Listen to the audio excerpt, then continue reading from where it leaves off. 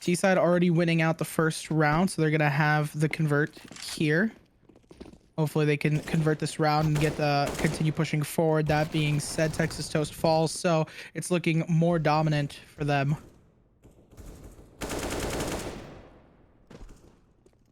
Canary's able to find one more as well. The flick from Loverman gets the duck. They fall and push through Palace, just hiding there. He's able to grab. Oh, he's able to grab Canary. Canary falls. Unfortunately, they pick up his AK though. Frank also does as well. 4 players left for Connecticut means 4 rifles that they get to take with them into the next round.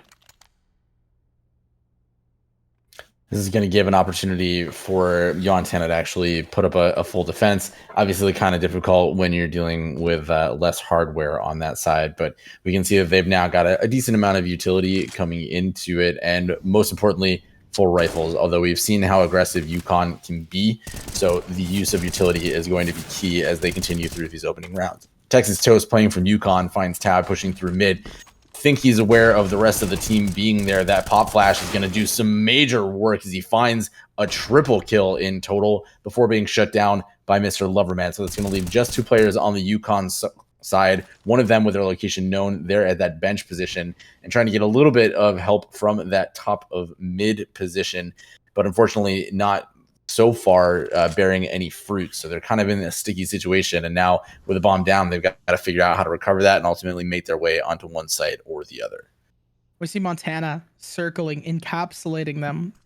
That play from Texas Toast really gave them a huge advantage here. 3 players down, and with a pop flash bamboozling them. I mean, now that they're kind of spiraled, they're stuck there. They're just vibing. They can't really get out. Montana's on every single angle. Oh, they're about to meet each other, but Loverman shoots a little too early or a little too late. But regardless, it gives away their positioning. I have to fall back and rethink. A quick kill on the duck and a trade right there. Fuzzy Squid's the one to pay the price. It's a 1 versus 2, but with low HP, a whiff away from death. 1, 2, 3. He's looking to win things out, but it's just as fast as you say his name. He falls, picking up AKs for themselves so they can get those crispy 1-taps. It's going to be the round going into Montana's favor.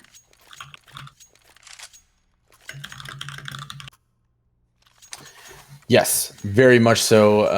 The important kind of breaking point, I think, or in terms of the momentum that we see so often playing out for UConn in all the matches that they've won, it's been largely because they've kind of got that steamroller started and then just didn't stop. So Montana getting an early 3rd round win, not something that they can certainly rest on. There's a lot to go, and you can see their Ty just playing around the smoke, waiting for somebody to try to lurk out, is going to find a lot of value from that deagle that he put the purchase in, and that's going to leave just 1 on site, make that 0 as a big pickle goes down, and that's going to trigger the rotation from Montana. But J-Lu, coming from that Palace position, is going to find Fuzzy Squid on the rotation. Suddenly, Montana, who had every advantage coming into this round, with the exception of a couple AKs, has just been dismantled, despite the best efforts from Texas Toast and Frank there. Only able to find 2 overall from the UConn team. Now 3 left, and they know where Toast is. And that battle quickly won out by Mr. Loverman. So UConn, after a brief stutter in round 3, already back on the board and increasing their round differential back to 2. And I was going to say, they have some advantages starting off on T side. They have cheaper utility, so they have the capability to win out in those rounds where they're kind of going up against better weaponry. Now, they could be going up against more utility. They could be going up against better weaponry altogether on Montana's side. But if Connecticut has some AKs in hand, they can out-aim and hopefully win out. 1, 2, 3 is able to grab 2 for the road. Not a 3rd just yet. Duck taking out TY2 in for the trade. There's 2 players left for Montana as the plant goes down. Make that 1. Pickles into pickle as he needs to try and make some space, find something, and there he goes. I mean, he got put back into the barrel, not able to win out, unfortunately. He's got to stay there for a little longer. Such is the case of any round, of course. UConn just showing again the point that we were making earlier about how dominant that they can be, especially when they get rolling. So Montana now back in the bye, gonna get a good flash out there. You can see that a couple of them were there, and just a great timing from Frank finds JLu, one of those huge impact players that we've talked about from UConn in weeks prior. So that's going to put a little bit of a damper on their early plans, but it's still going to be long from over as UConn starts to make their adjustments. You can see they've taken a lot of mid control, and a little bit of a hit visible there is going to give almost a free kill over to Mr. Loverman as he starts to make that progress up to UConn. Now, kill on triple is going to make that bomb site A completely open, with the exception of Frank, who's trying to hold it down with the op. And you can see UConn trying to make the distinction of where they want to go. They've made the decision to start executing onto the A site. Frank playing from that ticket position back all the way in CT is going to see what they can get, but with the smokes and utility down, going to have to wait for the rest of his team to get there. Pickle on the flank is going to potentially create some problems, but Frank with another impressive shot is single-handedly putting this round on his back. So he's going to be able to continue putting down damage, and with 2 players, make that 0 from the UConn team. That was an excellent round from Frank with the op. The early opening kill ends up with a 4K on that op, and the duck coming in to clean it up. I mean, that was an excellent round from Montana. If they can continue that up, UConn's maybe got some worries. And the thing that I find interesting about all this is UConn is 2nd seed, whereas Montana's 6th. But I feel like the seeding for Montana is a bit skewed. It's almost, they haven't played as many games, it seems. So I feel like they're better than what meets the eye, and that retake shows. At least not 6th seed. So I'm excited to see how they play that out. An excellent retake that came out, and I mean, it was a little bit off the back of Frank, but solo plays in the team environment really work out as they were able to capitalize off of it. Unfortunately, JLu is quicker to the draw. The duck falls. Got the last quack in, but doesn't matter if you find a crack in your defenses. There's now my name's the Quackin. Quackin. Sorry, The Quackin. Saying those things that make me there. The immediate trades, I mean, from Montana doing an excellent job. Pickle playing from that bench position is going to take out Ty, who created some real problems in that lurk position from from B Apartments playing before, and just a bunch of kills going out in mid, but it doesn't matter because Texas Toast playing from the cap position is going to take their revenge, finds the double kill, and that's just going to be 1 player on the B site. The bomb is down. Both of the Montana players kind of aware, at least, of where they might be, but Loverman, such a dangerous player from any position, is going to come in, almost finds the spray down, but doesn't quite connect onto Frank. Frank with that op, that huge 4K that he got last round, trying to prove himself. Once again, he's going to peek, misses the shot, goes down to Mr. Loverman, and that's another one on the board for UConn, but only by the skin of their teeth.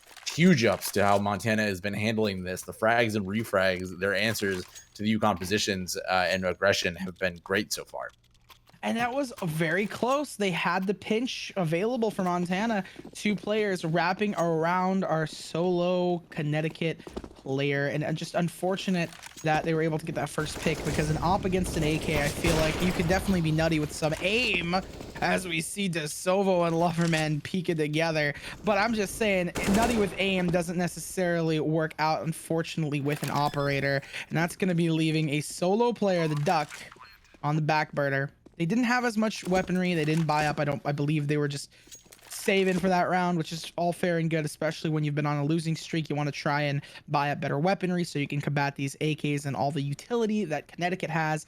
But it's just an unfortunate set of circumstances that they lose this round, or that they potentially lose this round, as it seems as though the Duck is just looking for some exit frags, hiding away way back behind jungle, behind the boxes. On the cinder blocks there. Common spot for kind of looking at the window transfer murder hole. And I'm kind of surprised that nobody had run into him a little bit earlier, because he was looking for, I called that because if you get control of jungle and you try to come through there, it's really easy to get picked from spawn, from market, or from any other ramp. So your chances, if you don't have full control over it, are difficult. A lot of places that you can get snuck up on there. I have a lot of like the maps pulled up always, just to like be mindful of the call outs, and I'm like, Ah, yes, vent in the murder hole. Well, the Yeah, CSGO everything's got some community. context. I mean, CSGO community definitely has some fun stuff as the duck falls. Tin is able to grab him. Yeah, very quick, really aggressive play from Yukon there. He finds that immediate kill, make that 2. Frank doing his best with that all, but he's, oh my god, I was not sure that he was going to be able to counter that slow peek from Jlu, but he does. So it's going to equalize it back to that 3v3 position. Fuzzy Squid starts to move through mid, clearing angles very carefully, not waiting for some of those lurkers. We've seen what Ty has done on one side and Mr. Loverman on the other. Yukon puts down that bomb, and we're going to have the opportunity to see how to handle this post plant positioning. All Yukon the whole time, all headshots, doing a great job to close that round out. And once again, Montana so close and doing pretty much everything right. They're just missing some of these battles, or sometimes it's just a matter of timing, and that's really spelled some unfortunate results for them. I just want to know. I love the slow peek from Jlu. He's just I'm camouflaged. I'm one with the background. You won't see me here. But unfortunately, Frank falls. Loverman is, I guess, wins out in the op battle, getting a 3-piece for themselves near the end.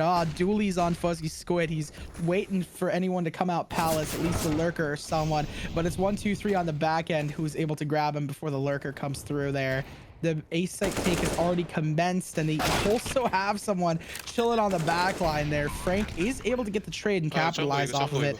Unfortunately, though, 2 versus 4. Even with Deegs in a dream, that's hard. But Frank makes it look easy. Murder in the murder hole and murder in connector. That is going to be a clean up for the University of Connecticut. 123 is a name that we haven't talked about a whole lot this round, because Loverman, I mean, you can see 16 kills ahead of everybody else on his team by almost double. Even Ty there in second place with 10 is quite a bit. And as a result of that, you know, we haven't really seen some of these other players start to play through and shine. And as a result of that, you know, it's interesting and kind of nice when you see some different players stepping up. Montana, on the other hand, a couple players still struggling to find their footing in this opening round. And you can see, once again, Yukon pushing into that mid position. The Duck doesn't have an op to play with, but Frank does in that jungle position. Playing from that back, you're going to see the re-smoke come in. The Duck has to make that consideration. Are we going to flash? Are we going to go through, see what we can get from it? But unfortunately, Toast and Squid both go down early. That's going to be an open A site for the Yukon aggression as they push through Con. They already have control of site, but you can see Frank playing from that CT deep, like towards the APC there, waiting to see if anybody's going to push into site. But just everywhere across the map, the Huskies have taken absolute control, leaving just Frank and Pickle alive. And while Frank is doing his best to stay alive with the op, the timing just doesn't work out. So 123 is able to take away that op. Pickle does get a little bit of revenge and might be trying to go for that op, but you can already see that you have a player, Ty, moving towards that jungle position, and is going to challenge to make sure that op goes away. Ooh. And in the end, it's going to be DeSovo to just clean up the rest of the Montana team. So once again, and I feel like this is a repeated theme, Montana's finding some challenges early in the round. They're making a great comeback, largely on the backs of players like Frank, who's the kill leader for the University of Montana, but they're not quite able to close it out. You say kill leader, my brain instantly thought Apex, but different type of shooter here. Tin able to get the shots off on Frank. And I mean, I was just gonna say, they're not able to find these like plays together. 1, 2, 3 and Tin working together, tag teaming. The absolute aggression from the University of Connecticut. And I remember you talking about this earlier. Once they kind of have their steamroll, they have the ball rolling, they can end rounds in the matter of like 30 seconds. That round wasn't even 30. I feel like under 20 even. They just have such unbridled aggression because they're not even worried about losing their economy. They're not worried about losing what they built up. They're confident that if they falter in a round or two, not only do the other members of Connecticut have the ability to slow it down and say, oh, okay, well, we took a lot of space here and, you know, we lost all of it. So, you know, we can chill, we can vibe. But they also have the money that even if they lose a round or two, they can still come back very easily and confidently. And I think that that is giving them a lot of confidence. As I say that, at all. Oh, no fear, just pushing in. As I say that is a lot of confidence that could be punished.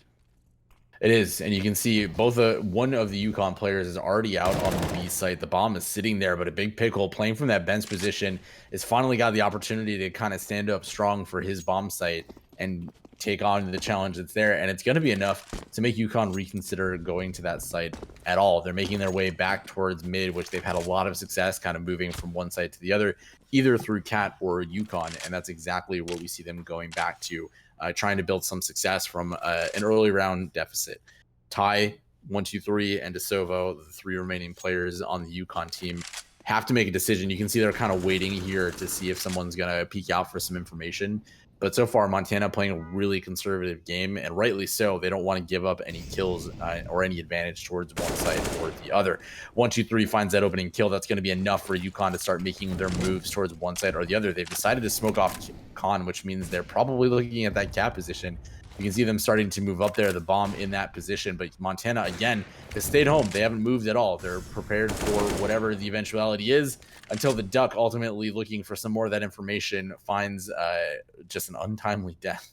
So Montana struggling to make their adjustments to the site, but Yukon doesn't look like they were expecting a big pickle to still be on site. He almost takes down the bomb planter before ultimately losing his life, and now the trade's coming in, and Yukon pulling something from a very desperate situation with just a few ticks of health left is going to give Texas Toast the opportunity to potentially pursue that, but it looks like he's going to be happy just waiting for the exit kills. That was a tough match. I mean, Montana did basically everything right.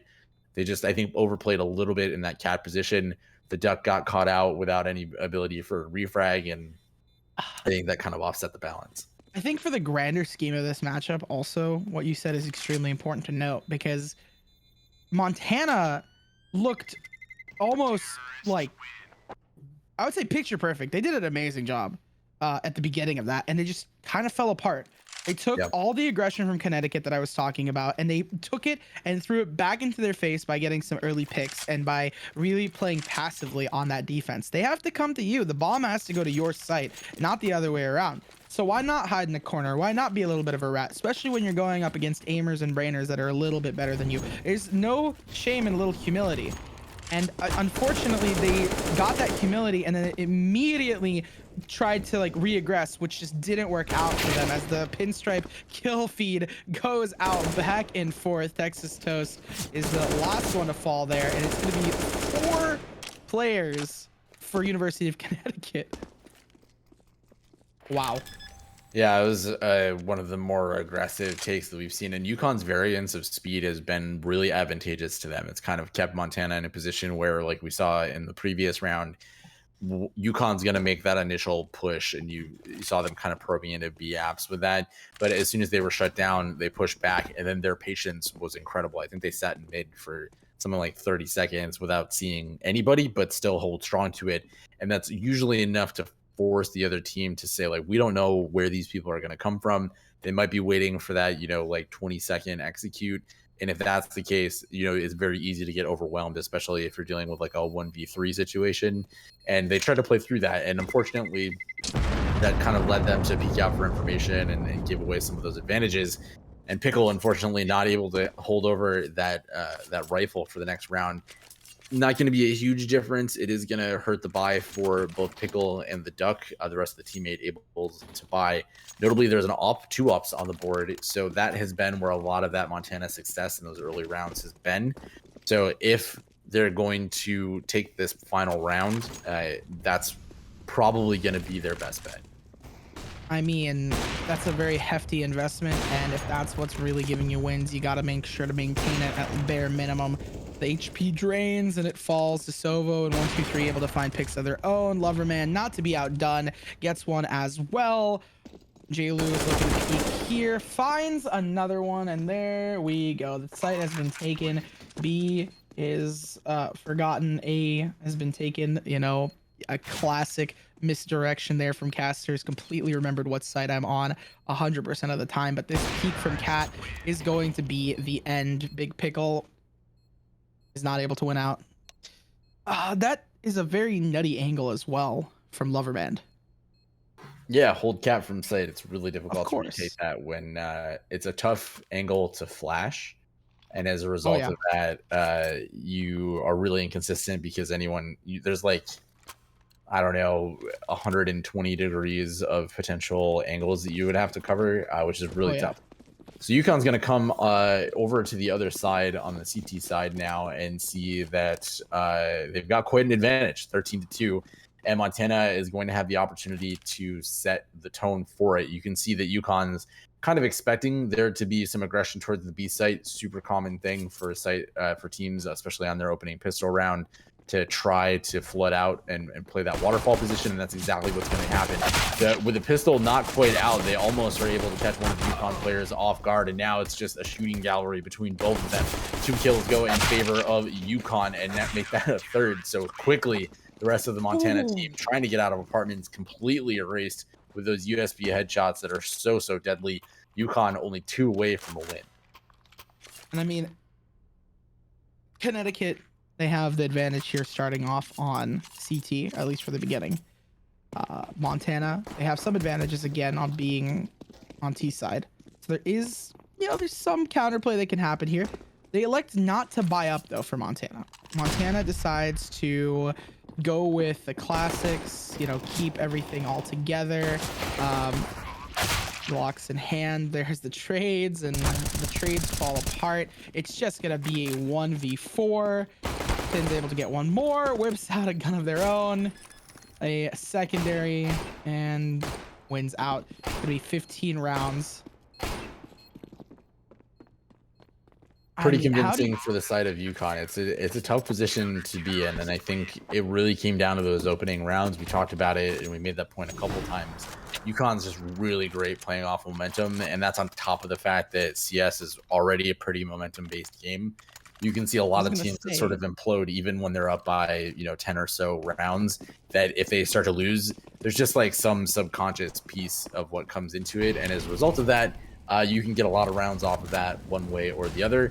And Montana, although they had that 3rd round shutdown, just didn't really have the opportunity to build onto that. And UConn recovered very quickly and very nicely. And we're seeing the results of that here in round 18. Almost, one round potentially away from victory for the Huskies.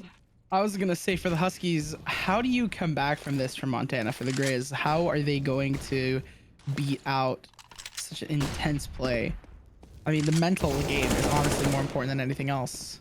Big Pickles able to take out one, but they're caught in the sandwich in between the 2 walls. Nowhere to run, nowhere to hide. Molly goes out, finds one more. Ducks grabbing 2. It's a 1v1. Everything rides on him right now. This is the match point. I Oh. don't think he has any sense of where everybody's at. So he's actually going to decide, I don't want to check all these angles. I'm just going to say forget about it and run all the way to the B site, or at least make people think that's the case. You can see that classic misdirection opportunity is there. It's enough to make JLu think a little bit harder about his positioning. And both of these players kind of looking for the other team to blink first. And you can tell that JLu is now having second thoughts about his commitment towards one side or the other. So he's actually making the choice, well, almost to go to B, but now I think he's got at least a sense, and he'll have heard the bomb go down. So he's going to make that position towards the jungle. But now that the bomb is planted for a ramp, there's a bunch of different places where that could come from. But he's got a sense of that timing, so he knows that this is the most likely position for that to play from. So it's the Duck looking the wrong direction, swings, turns around, and finds the kill. The Duck with a 5K there. That's an ace, and it single-handedly keeps Montana 1 round away from defeat yet again. What an incredible play from a player who up to this point hadn't really had too many notable moments. They kind of been that consistent player, but that was the first round when we really saw what the Duck could do. Well, what can the Duck do for you more than what meets the eye? Oh, I mean, Connecticut's not taking this lightly, instantly taking out 1, but the trade is there, at least in numbers. Another one from Cat peeks into short, and they're able to take 1 more. The thing is, Connecticut, they want to win this out. They might have lost a round off the back of the amazing play of Duck. They're not going to go down easily this time. Just gonna stick together. The caution is there for both teams. One to stay in it, the other one to win it all. Well, not all, but win this at least. not a terrible position for Montana to be in on the attacking side. They've got the Yukon team spread out. You're going to see some of this utility starting to come in and trying to play around this Galil as sort of the opening salvo into the site. They're going to find that it's mostly open except for Jaylu playing from the jail position, finding the opening kill onto Pickle as they make that aggression. It's going to leave both of the Montana's players. They're kind of stuck. There's a lot of guns pointed at the B apartments.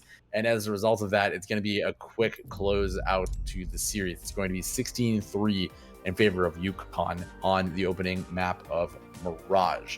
So we talked about where Yukon is on the standings, and well deserved of it. It's why they're making that ascension as fast as they have and why they're able to challenge some of those big players. Montana still finding their feet a little bit, and that's exactly what you can kind of predict is going to happen with a newer team coming into this in the spring split as opposed to being involved for the whole season. A little bit less time to kind of coalesce around the natural growth that you see from the team. So huge congratulations on the Huskies for that first win, but we do get another one. We get to see Inferno. A map that we see them coming together, right? And we know what they pick, and we look at that and we say, hey teams, what if we tried a different map? And the answer is no. This is Inferno now, I think going back 7 series in a row.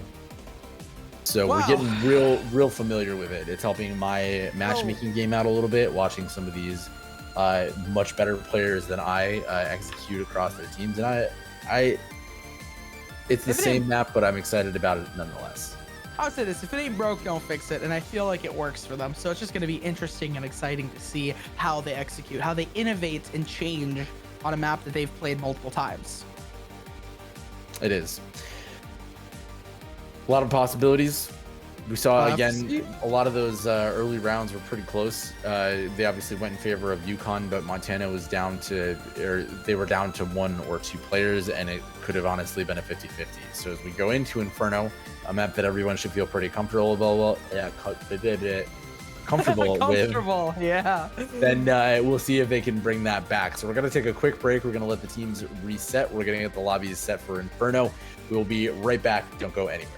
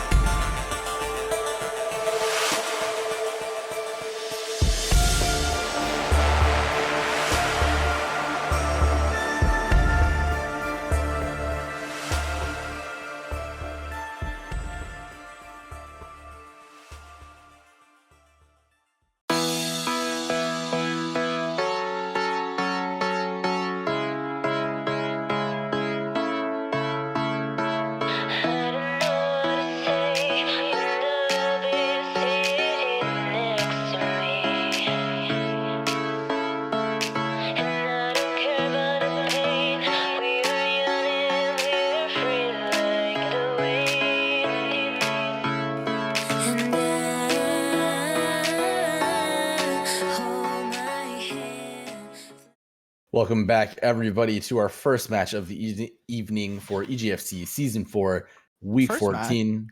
It is our Oh, first match of oh, the evening. So I am Viking here with Nerds, my wonderful co-caster, and we just saw the University of Connecticut take map 1 on Mirage 16-3 over Montana. So Montana here on the attack to start off on Inferno. We're going to see if they can bring it back and maybe make this a one-on-one series. We saw they had some of the potential, but they have a long hill to climb. I mean, a hill indeed. I think it was 13-5 in the previous game, but sorry, 13-2 was the half. 15-3 at the half. 16-3. I am good at mathematics. You know, third time's the charm. As I say that, as it happens, Connecticut's like, hey, we're just gonna clean and wipe things up here. I just came from a completely different tactical FPS. 13 is the winning half number, so. Well, we're here in CS now, and Montana, after a difficult opening round, is going to opt for just a little bit of grenade damage. You can see that they're pushing up Banana. They're going to throw those grenades, see whatever they can get out of it. But DeSovo, coming in, finds a double kill, forcing Fuzzy Squid to drop his nade and kill himself. So not the outcome that they were looking for with that strategy. It can create some really great moments. I mean, if you get the aggressive CT side up there with enough nades, you can find both kills and then just push in for a free bomb plant. Didn't quite work out that way thanks to the aggressiveness of DeSovo. So Montana's going to start off this round with a little bit less cash and a little bit less utility as a result. Well, I mean, regardless of the situation, they have the rifles, they have the guns, and hopefully they have some firepower to bring to the table here. So it doesn't look like a repeat of last time, getting ready to fight against each other. But I think Connecticut wants to cut them off early so they don't need to worry about it. But the Duck has a read. He's able to find one. But is he going to find at least two more to even out the playing field and get the name fully flushed out there, regardless of the situation? It was a great counter tactic by the University of Montana team, and they're playing it really smart, holding from that middle position. UConn, knowing that UConn would be aggressive, they put someone in that underpass position. They knew that someone might be there, and they saw that smoke come down to mid. They play that position perfectly and make sure that that shotgun is ultimately a moot point. Montana has started to move towards that top mid position. You can see the flashes coming in, the utility starting to rain down on site. Two players from UConn trying to hold it down from it. Not going to be enough. Jaylu goes down early, leaving one on the site. DeSovo, the hero of the last round, comes in. Isn't enough to find more than just one kill. That's going to leave Loverman with just an ump. And the ump, it's got some potential, but it's hard to stack that up against 4 AKs. The ump has some ump. The ump has some oomph. Regardless of the situation, he does find one, but falls to the AK. The mighty, the plenty. Everyone knows it. Everyone loves it. Everyone sees it. The first round for Montana, as they win off the rifle, they're able to keep 3 guns into this next round. From the previously aforementioned tactical shooter, that usually is a very good sign. And I'm gonna take a wild stab looking at their economy that it's the same thing here. You're able to start snowballing. If you can get 3 players down and leave them with only 2 rifles, you're doing good. But if you get 3 players alive, well, I mean, you're not doing that well. And that's exactly what happened here. Regardless of that, Connecticut just has raw firepower, and that wins out. They also have incredibly good refrag positioning. As you can see there, that initial Mag 7 kill missed, but immediately followed up by Loverman with the op. It was just a great way to protect his fellow player. And that's exactly what happened. So once again, we're in exactly the same scoreline that we started off with Mirage, teams on the opposite sides, but we're going to see if Montana can really circumvent or upend the expectations that might have been built from those first map results and break some of that UConn advantage.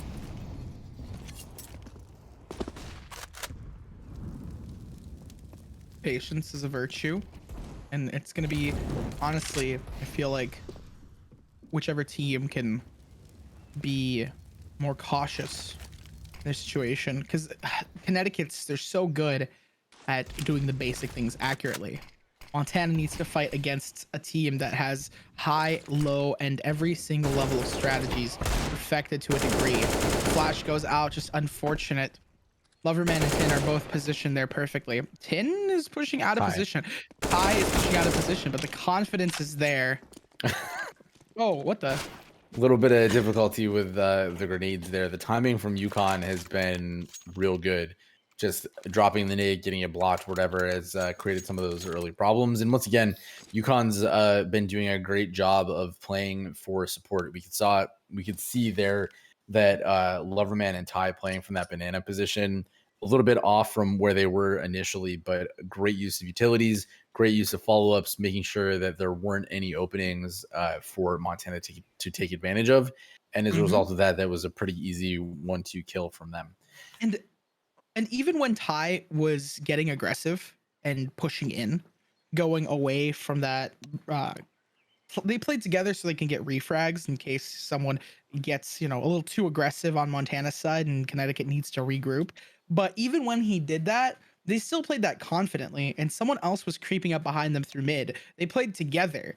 It wasn't just a solo play for him to push in and take the glory and be a hero. No, it was a thought out play to get the final opponent that they knew, hey, even if Ty went down, there's still players behind him. There's still Loverman on my back who has me to hold the bomb site down. They're the ones that need to come to us at the end of the day anyway. Yeah. Still up to the execution of Montana to actually follow through and make a difference in this. And they're going to have a tough time doing that this round. You can see that they're just on those upgraded pistols in some cases anyways. And maybe that's going to be enough, but we're going to kind of look at this as kind of a prelude or an interlude before we get back to the buy rounds. And I think the initial counter aggression game that they've been playing so far has actually largely been not necessarily equal, but competitive in the sense that Montana has done a pretty good job of adjusting to Yukon's aggression from the CT side, coming down into mid, coming down into banana, and have generally been pretty good at not getting caught out. The challenges where they've run into is when they start to attack top mid or top of banana, and they run into some of those challenges of either the refrags that we've talked about and the way that Yukon is doing an excellent job of covering their site partners, or there's just some sort of kind of counter aggression from the other side, or there's a bunch of different things that can happen. So with all of that analysis comes into it, we can see Montana deciding all in to go towards that alt mid position. You can see them holding all the way back in T spawn right now. I don't know if they're trying to bait out the aggression of Yukon potentially. It's kind of hard to say. Maybe getting some of that utility out? I think that they're kind of, so there's the Astralis site for B site strategy where you all sit in the grow position with just USPs, and anybody that pushes up in banana has to look at 5 different players with guns all pointed at you. And that can actually be really effective, especially if you're just pushing in 1 or 2 people at a time. So they kind of gives me the impression that they're trying to do the opposite, knowing that Yukon has pushed pretty aggressively into every position. And you can see the Yukon players in different positions. I mean, they have fall for it. They've been playing pretty aggressively, so I think it's there, and you can see they're jumping around, kind of waiting for the information. I think you can see a little bit of impatience. Yeah, but I feel like they're more. I feel like they would be more against the bait. Like they wouldn't fall for it, and it doesn't seem like they're going to. They might push out here and there, but I don't think they're going to go that far into it. And with about 30 seconds left on the clock, something needs to happen. There needs to be some form of a push, and that's where, I mean, sure, they don't have as much utility here for Connecticut, but they still have better weaponry. And now that they have some information, they know that better weaponry wins out. Jaden got one. The spray down happens. That's a 4 and almost an ace, but it gets taken away by 1, 2, 3. He needs to get 1 for the name to be accurate in any capacity. Unfortunately, though, that play did not work out for the University of Montana. I don't know too much of the lore of Astralis and all that stuff. I know Astralis is an amazing CS team, but they just to sit on site with USPs. Yeah, it's a really effective way to manage the risk they're dealing with, and If this had been the previous round, you can see 1-2-3 just literally rushes down mid. I'm not really sure if they were expecting potentially a similar tactic or another save round, but if that had happened in the previous round, that actually could have worked out really well for the Montana side. So I I really like see. that creativity. So Montana making the aggression. They've got 2 early kills. It's just been a 2-for-1 trade, but they still have to deal with the op in Mr. Loverman's hands. And as they didn't get that early pick at the top of mid, they now have to take sight knowing that there are 2 people there. They are still cognizant of the fact that someone is likely to be rotating from the A site. You can see one player of Montana staying at the bottom of Banana, waiting for JLu to push through. So you're going to have the opportunity for some kind of duel here as Montana continues to march towards the site. Those smokes are going to come down. They're going to create some problems. Texas Toast, I think, is looking for something to come through the apartments. They might have been running into some technical issues, and Montana is just pushing off of that. You can see the duel on the B site. Loverman and Ty doing an excellent job to shut down all of that immediately. So everybody except for Texas Toast, who's just chilling in spawn right now, erased from the map, and that's going to be another round in favor of UConn. I mean, UConn, they're just playing everything right. Vibing, having a fun time here. They're looking for the last player. Oh, JLu. I was about to say JLu almost missed it. Texas Toast.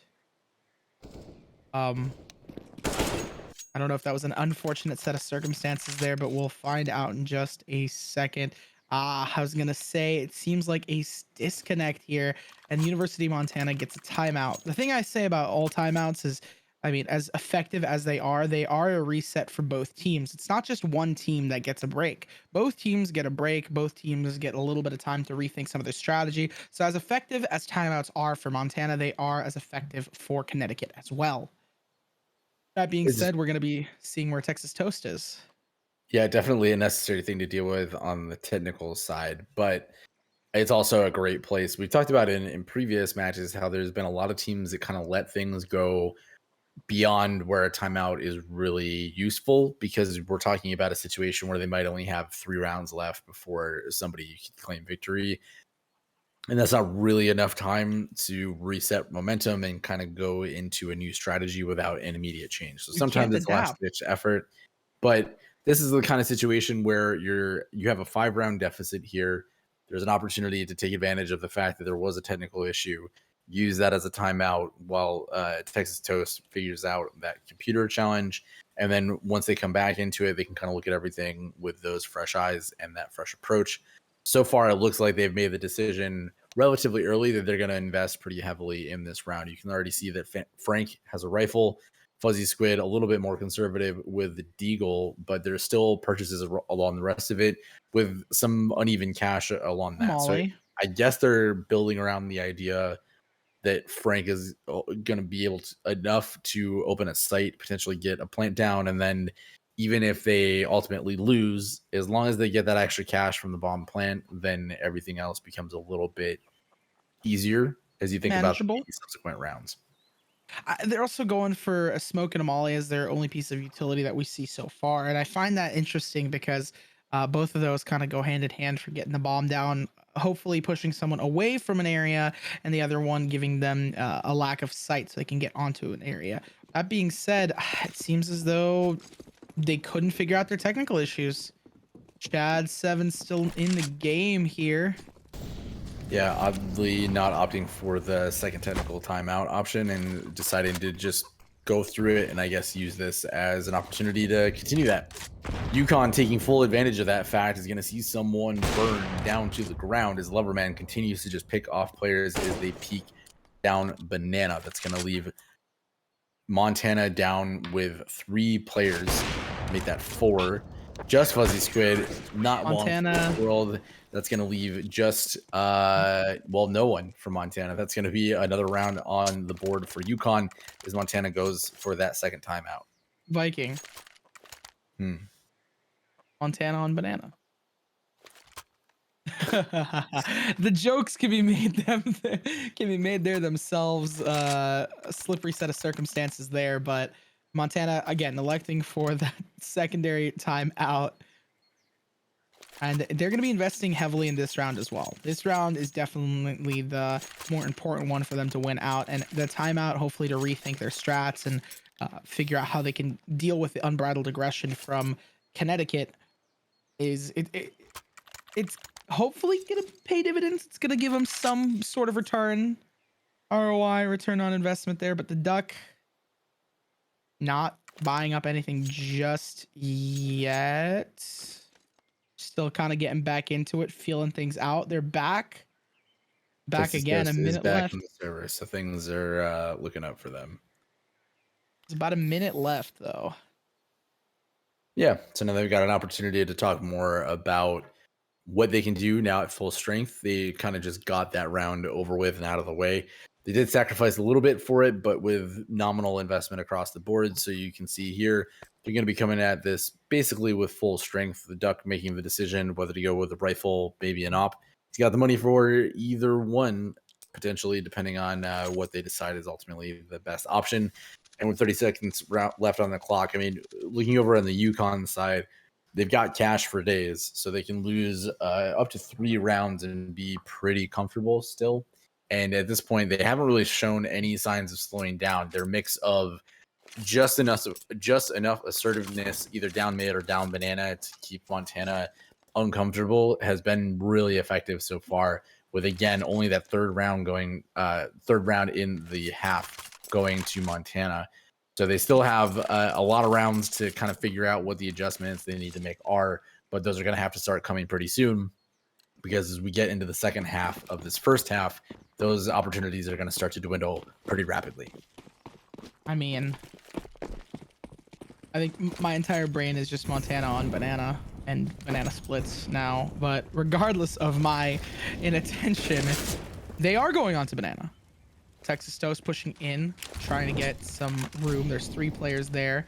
The other players split up into different areas of the map. So I mean, I guess my horoscopes came true. Montana's there. Ty's able to grab 1, and Loverman is there with the assist. And as much as they want to push through here, it doesn't seem to be working out. 5 versus 3. A big pickle needs to go for the save, for the help. They got they lost the spike, and from there it was just a slippery slope down there. Really difficult to recover when you don't have control over the package that you're trying to deliver to the site. And as a result of that, you lose 1 more round for Montana. But I feel like they're kind of in that position where it's just kind of been difficult to find something to latch on in terms of the strategy, where they can see, okay, it didn't quite work the way that we wanted to, but it's gonna try to work better. And this time, the Duck picks out DeSovo, who decided to push down mid. JLu also getting aggressive in apartments, gonna find Texas Toast as a little bit of revenge for his teammates. Gonna push out aggressively, and because of the way that everybody was looking, he's able to control that spray beautifully.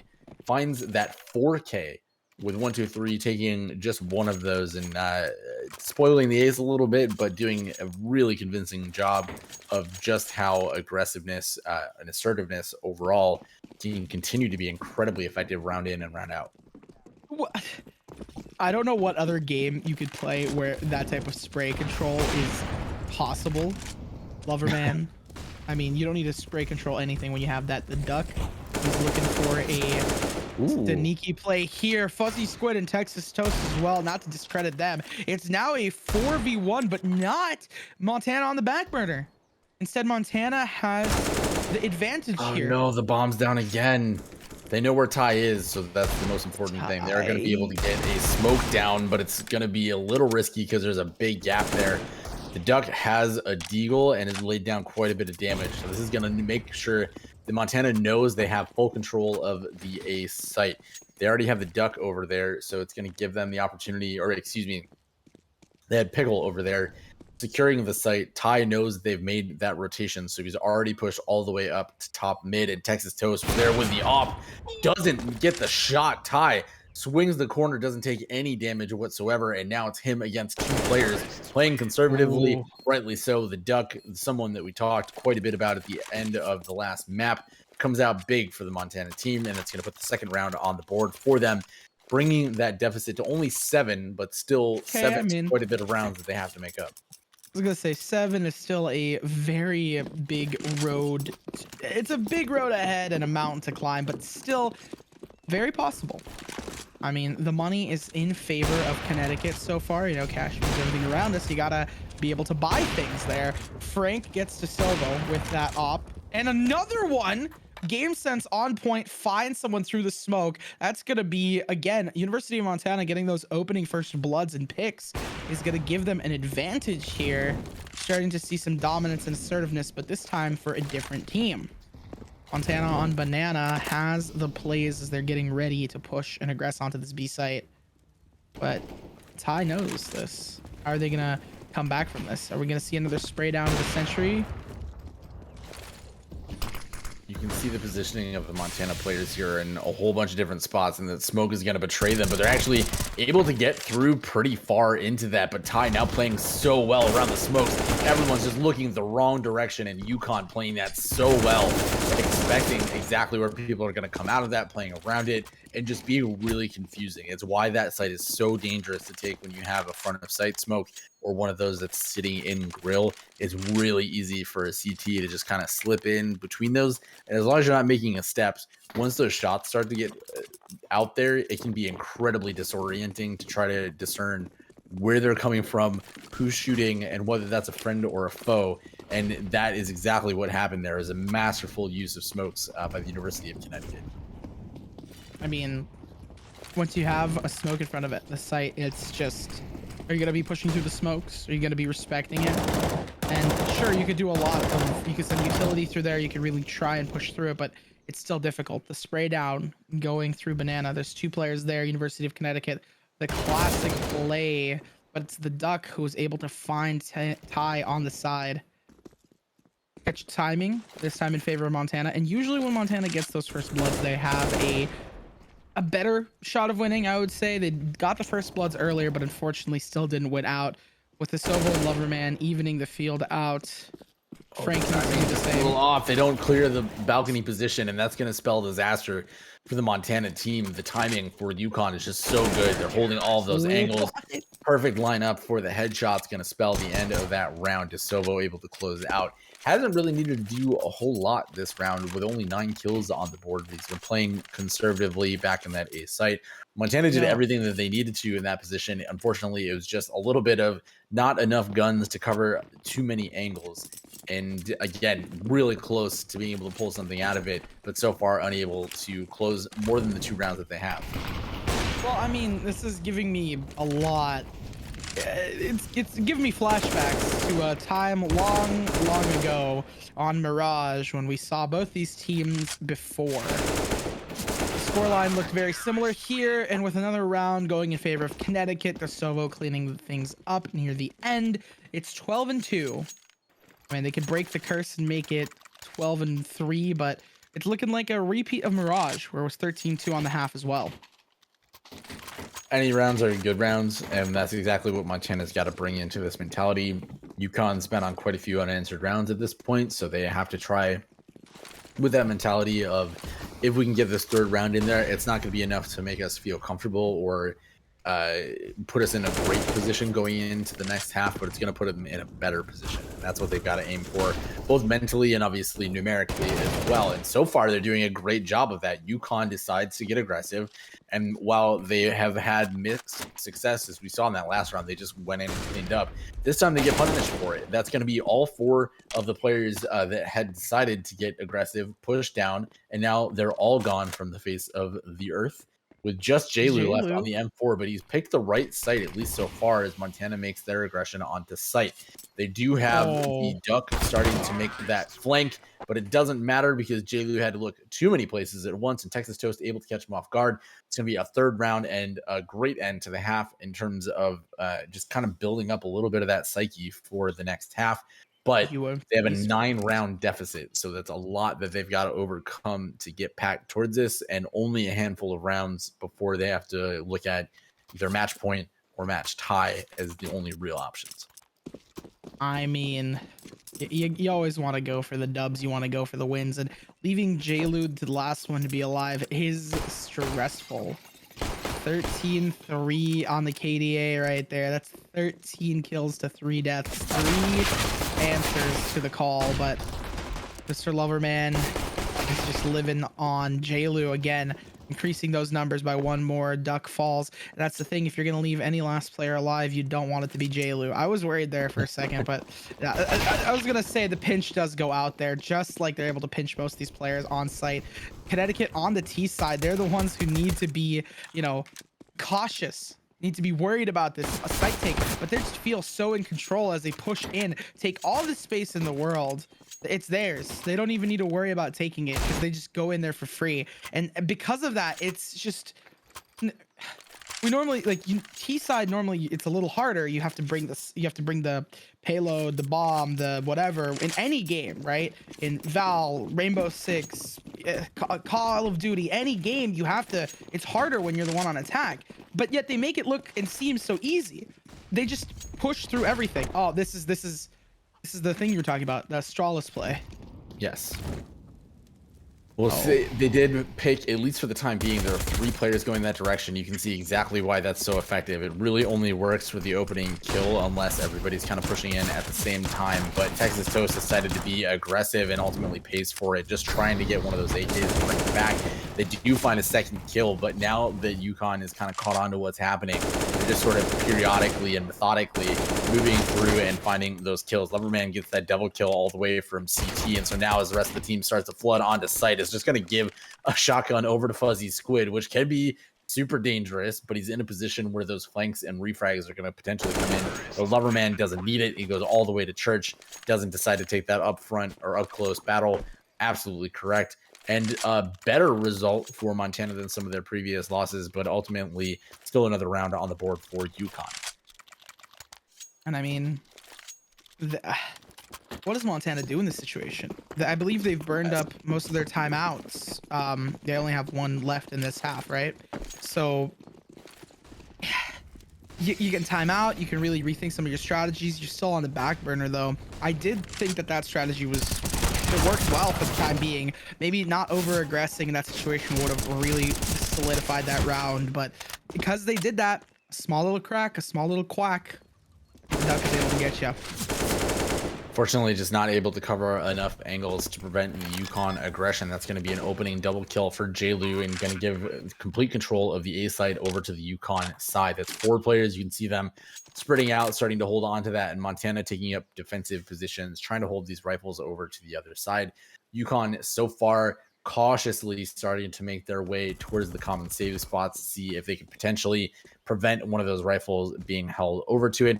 They've got enough cash that they'll be able to buy another rifle if they need to going to the second one. And unfortunately, playing just a little too far out, those hips are going to show from the back of sight there, and is going to give a 1 free kill, almost a second, over to the UConn side.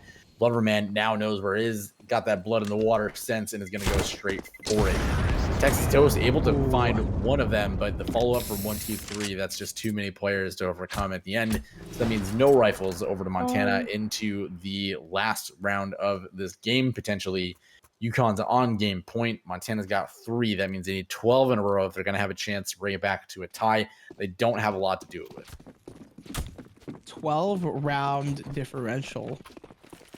12 rounds. That's an insane mountain to climb indeed. There's the site take going out. And you can see the difference between both these teams. Montana, they only had 1 player there. They weren't playing for trades. They weren't playing for playing together. They were playing more solo, more spread apart. Pickle falls, so does the duck. JLu, the one to do it, the one to be the hand. There's 2 players left. Fuzzy Squid playing in a wacky angle, but it instantly gets traded out, and that's going to be 16-3. The round is over. And again, it's like, we saw it's almost like perfect as an example. On CT side, Connecticut had 2 players at the top of Banana. If there was a player pushing into Banana, they always had another person there for the refrag, another person there for the trade, another person if, God forbid, their aim wasn't on point. They always had that confidence that there was always a team play element. There's always something to give them an edge regardless of the situation. But for Montana, they didn't have that edge. They didn't have that team play and that refrag capability. So when one player fell, sure, it gave them the information that Connecticut was coming. But if you have the information that a cannonball is coming your way with nothing to stop it, it's still a cannonball coming your way. You're still having to deal with this absolutely aggressive powerhouse of a team pushing in onto your site. It's difficult to play against, and I think that small difference, it is a small difference, just having two players play there, just that would give them a huge advantage. Now obviously we can go into the team play aspects and dive into the analytics of it, but bare minimum having two players doubled up in a situation like that gives them an edge, regardless of if they're fully capable of doing all the intricacies of team play. All good points. And that's basically the blue wall of Connecticut pushing once again towards the top of that. It's going to be another win on the board for them. And as they took that series 2-0, we're going to get an interview with JLu from the Ooh. Huskies coming up in just a moment. So don't miss what we're going to ask. It's going to be a great interview to see just what was happening in their minds, in their strategies. They went through it. So stick around. We'll be right back with JLu from UConn.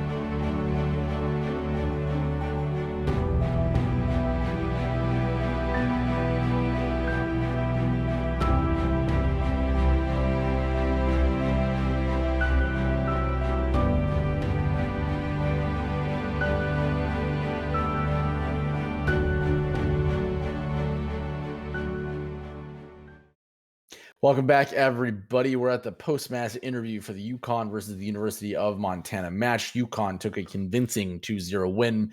Both map scores 16-3. We are here with one of those big impact players you saw a lot on the kill feed, Jaylu. Jaylu, welcome so much for spending some time with us. We're excited to hear more about those matches. The first thing that I wanted to ask, you ended up with both of these matches having the exact same score, 16-3, but in both of these matches in those opening rounds, it ended up both 2-1 in favor of UConn, where you'd win the first two matches or the first two rounds, you'd lose the third one. Was there any reason that you can think of that was the case, or was that just kind of how the cards fell for those opening rounds? Yeah, I think of course we have reason on that because we do not do well on the anti-eco round. So Right.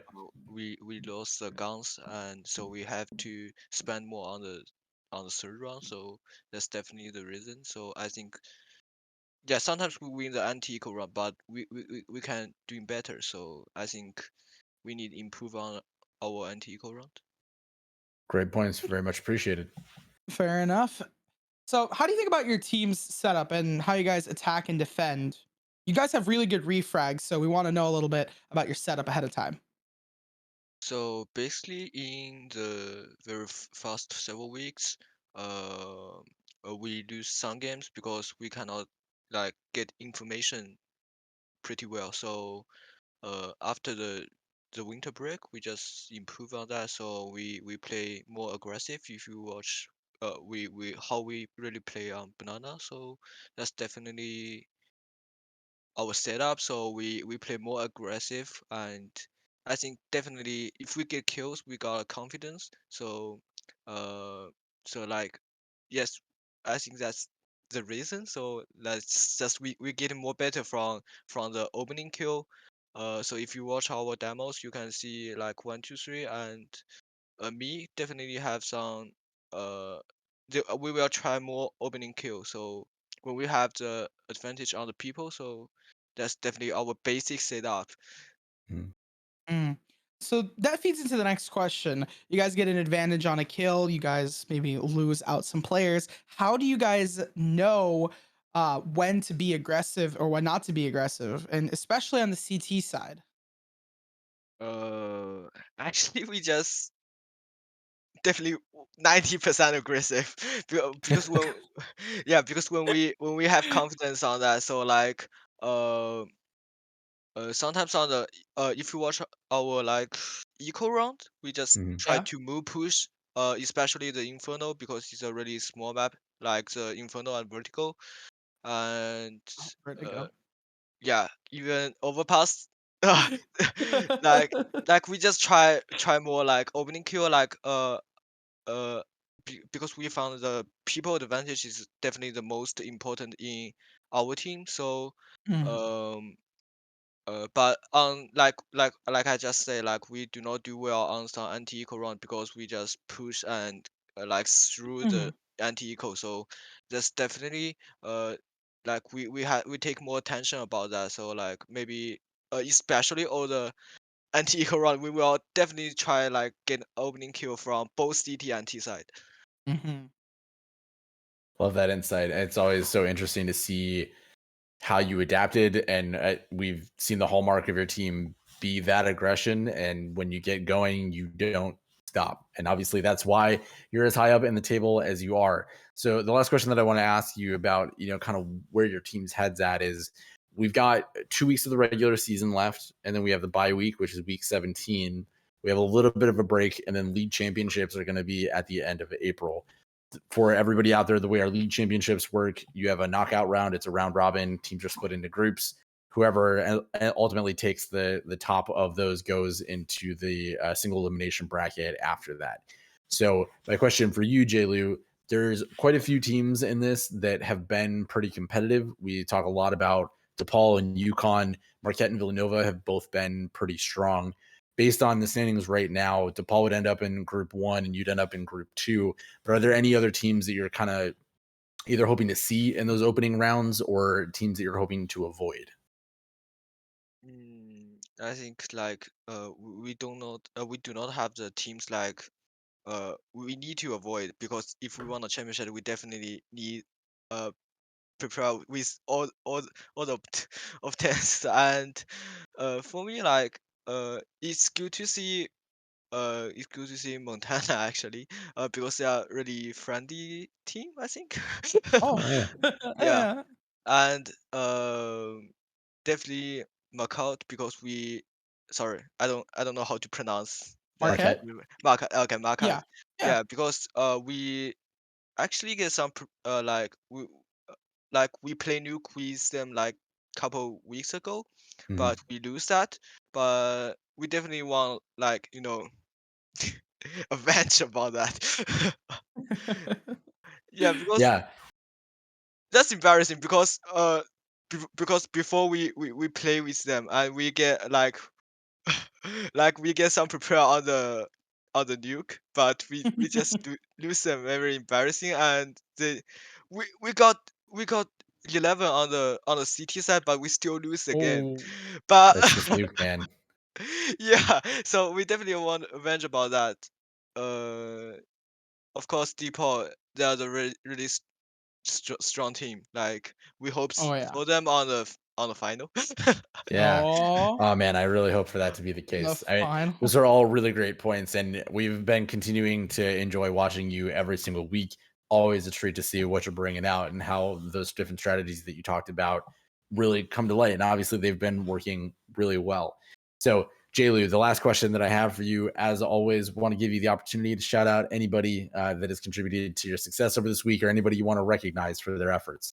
I want to shout out to our IGL, Loverman, Mr. Loverman. Oh. Like, he's captain, he do a lot of things this season, so definitely he deserves that. I see, I guess. And yeah, that's all basically. Love to see it. Really appreciate that. Love the love for the Loverman teammates. They've all been really great to watch. And shout out to Montana, of course, for a great game and a great match. So, Jaylu, thank you so much for the time here with us. It's always great to hear some of those insights, and wish you the best of luck in your upcoming matches. Yes, sir. See you next week. Absolutely. For everyone else, as you're watching, unfortunately, we got word from Idaho that they are not able to compete in their upcoming match. This is actually going to be the end of our broadcast for the evening. Idaho is going to give that forfeit win over to DePaul. So that's going to see the DePaul Blue Demons continue to build their lead on the leaderboard in that first place position. And that's going to be the case. So, with everything going on in the world right now, you can go check out some of our Valorant streams currently happening on official EGF2 and official EGF3. We'll raid the channel right after we're done here, so please go check them out. And if you're a fan of League of Legends, we have League of Legends matches starting tomorrow at 1 p.m. Eastern on official EGF and Big East Esports. And of course, we'll be right back here next week, every day, starting at 4:30 or 5 o'clock on all of our streams for all of our different games. We hope you'll tune in and watch.